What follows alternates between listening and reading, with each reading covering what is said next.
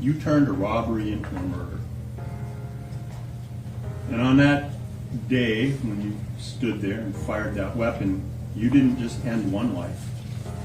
You effectively ended 5 lives, including your own. Like I just said, you need to understand that when we say life in Florida State Prison, that means life. It is necessarily without parole. Florida abolished parole.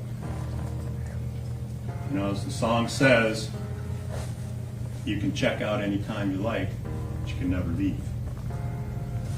You will spend the rest of your life in prison. From here, you will go and be placed in a cell that has a stainless steel slab that's attached to the wall. That's your bed. And next to it is a stainless steel sink and a stainless steel toilet. That's the furniture that you have in that cell.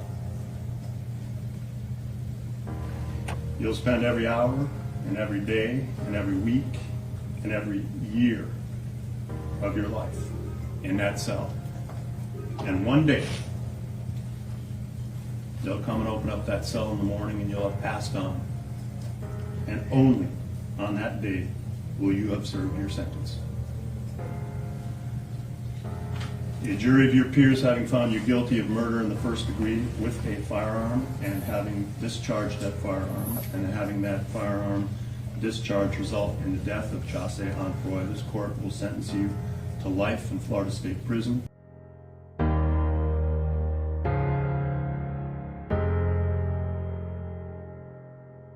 I'm his grand aunt. Grand aunt. So that means that you're the sister of his grandmother? Yes. Okay, you've been here during the entire trial, correct? Yes, for the most part. Yes. You prepared a statement today on behalf of yourself and your family? Yes. At this time, go ahead and read your prepared statement. Under normal circumstances, my mom, which is the great-grandmother, would have written something.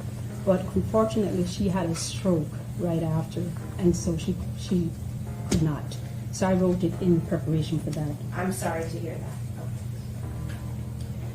You murderers took not only a son, a father, a brother, a grandson, a great-grandson, a grandnephew, a nephew, a cousin, and a friend.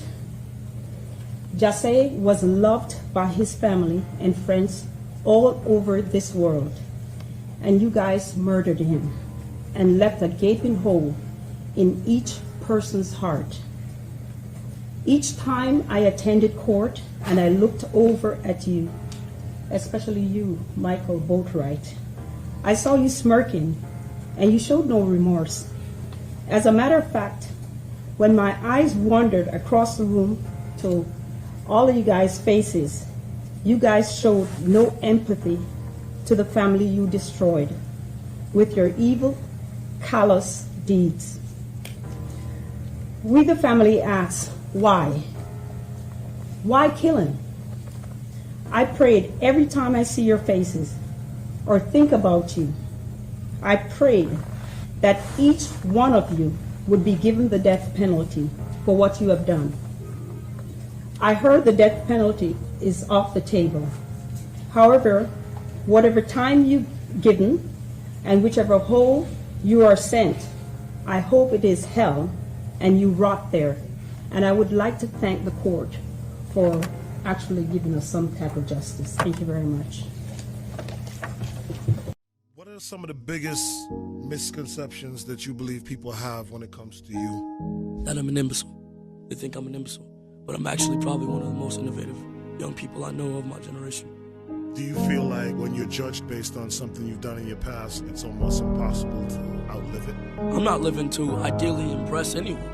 My whole goal is to watch everybody evolve because that's the whole process. From birth, your understanding and your grasp. The more you understand, the more you're able to do. Knowledge is power. They don't want you to have knowledge at this point in time. That's why they have all these fucking distractions to keep you from enlightening yourself. Self-enlightenment is the key.